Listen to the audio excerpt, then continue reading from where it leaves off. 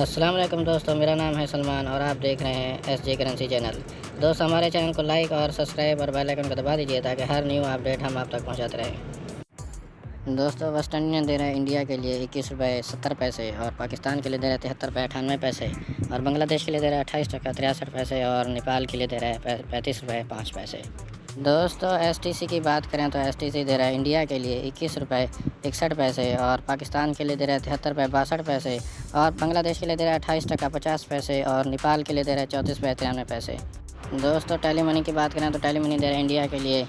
21 रुपये 71 पैसे और पाकिस्तान के लिए दे रहा है 72 रुपये 90 पैसे और बांग्लादेश के लिए दे रहा है 28 टका 55 पैसे और नेपाल के लिए दे रहा है 34 रुपये 90 पैसे। तो दोस्तों, अलराजी की बात कर लें। अलराजी दे रहा है इंडिया के लिए 21 रुपये 71 पैसे और पाकिस्तान के लिए दे रहा है 72 रुपये 90 पैसे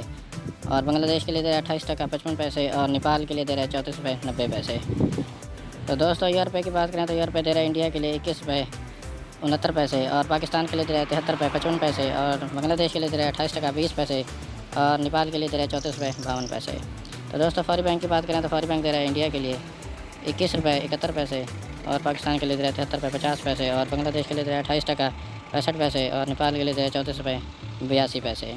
दोस्तों, इंजाज बैंक दे रहा है इंडिया के लिए 21 रुपये 72 पैसे और पाकिस्तान के लिए दे रहा है 73 रुपये 70 पैसे और बांग्लादेश के लिए दे रहा है 28 टका 65 पैसे और नेपाल के लिए दे रहा है 34 रुपये 86 पैसे।